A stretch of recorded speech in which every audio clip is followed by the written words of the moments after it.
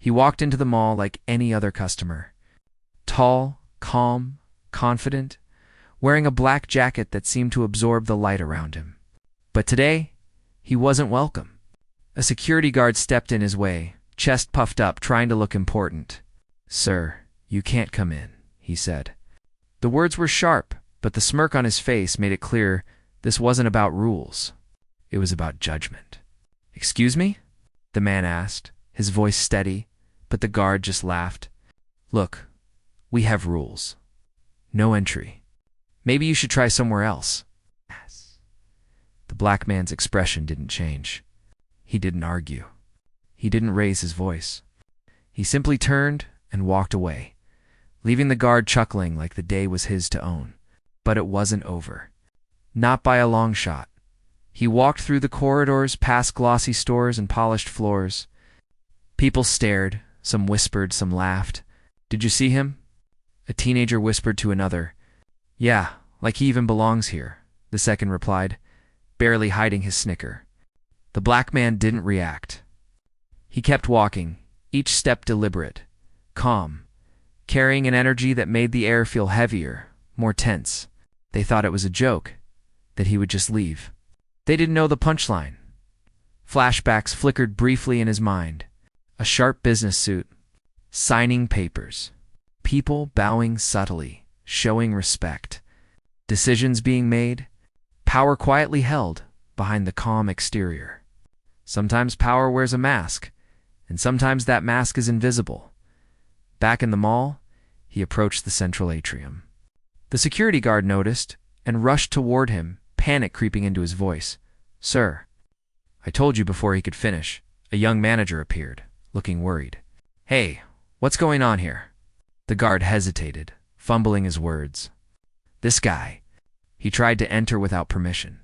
The black man stopped, slowly, calmly. Silence fell over the crowd. "Permission. Do I need it?" he asked, his voice soft but sharp, commanding. The manager stepped back, eyes wide. Sir, he stammered.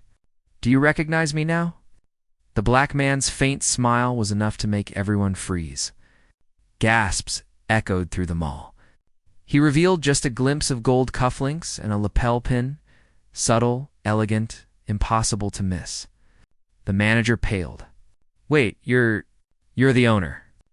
"Yes," he said, calm, almost whispering.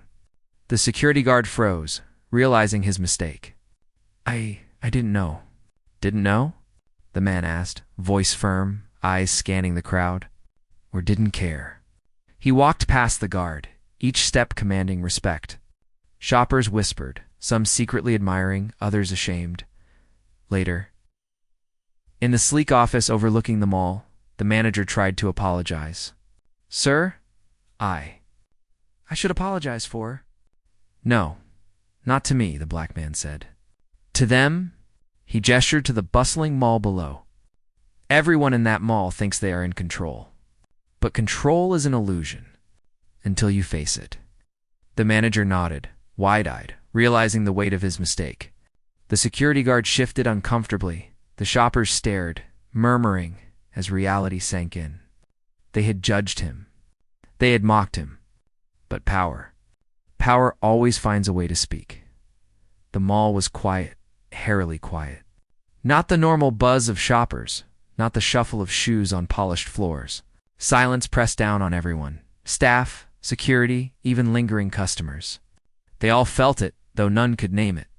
The man they had mocked, barred, laughed at, the black man they had underestimated, was no longer a stranger. He was the owner. And with that revelation, everything changed. He walked through the atrium slowly, deliberate, every step precise. His eyes scanned every corner, every staff member, every visitor.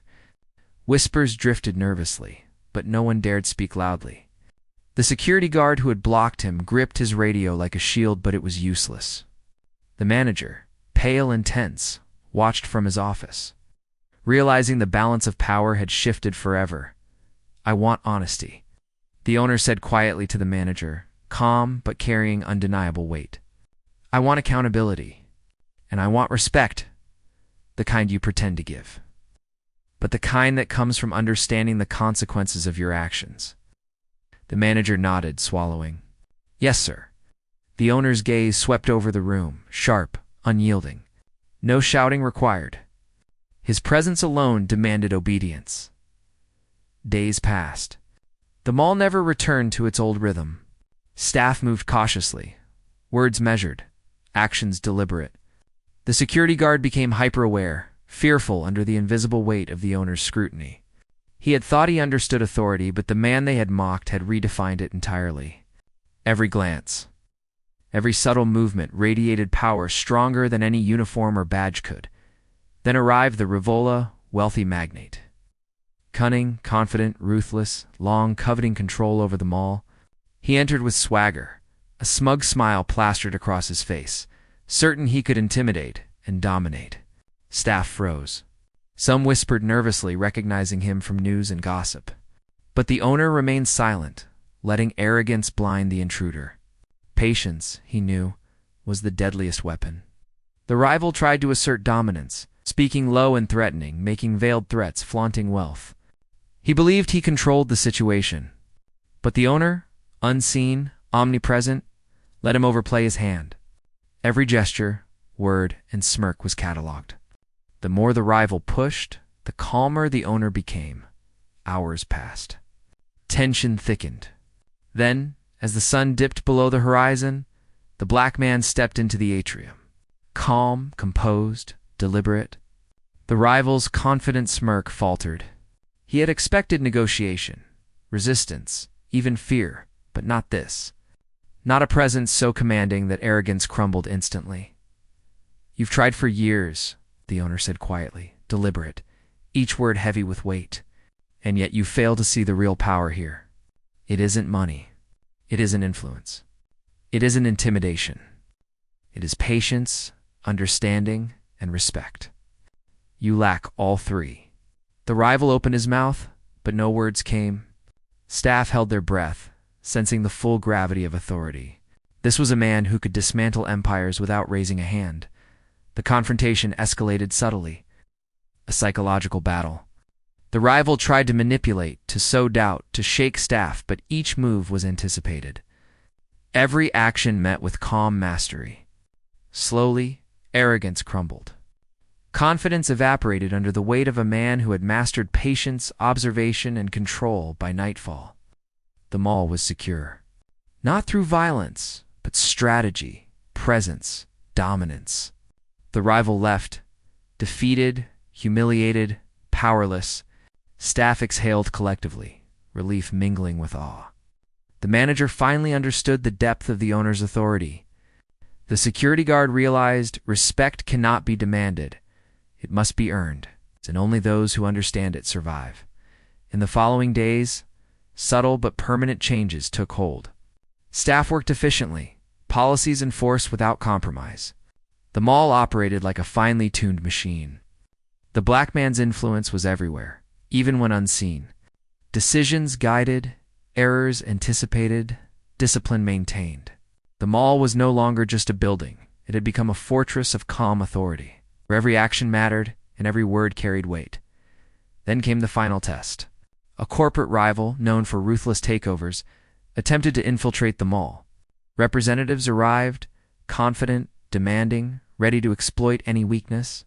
But the owner had anticipated every move. Staff executed flawlessly, leaving intruders frustrated, humiliated, powerless. The climax came late at night. The rival's lead negotiator cornered the manager, confident of victory.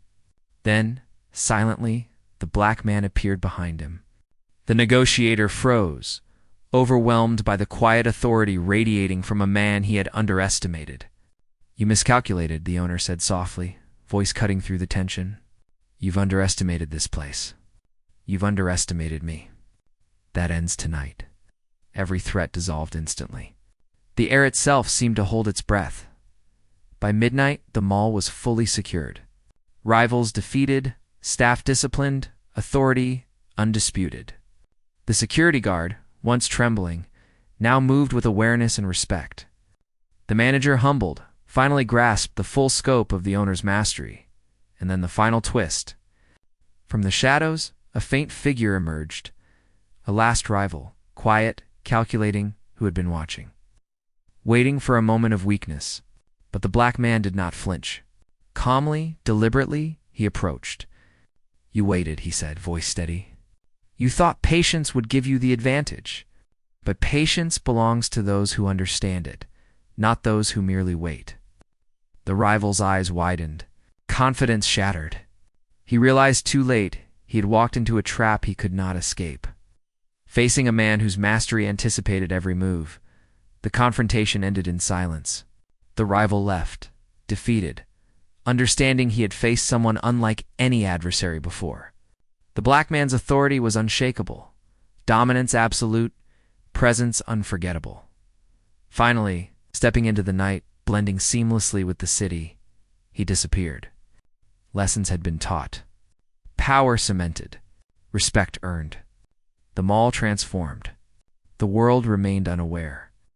But the echoes of his presence lingered, a reminder that the underestimated are often the most formidable, and true mastery is quiet, patient, and absolute. The black man vanished into the night, leaving a mall and a city forever changed. His story ended not with chaos or noise, but with calm, unshakable, overwhelming victory. Last message: never judge power by color or appearance. The quiet ones are often the ones in control. Subscribe to Black Shadow for more interesting stories. I need your support, guys.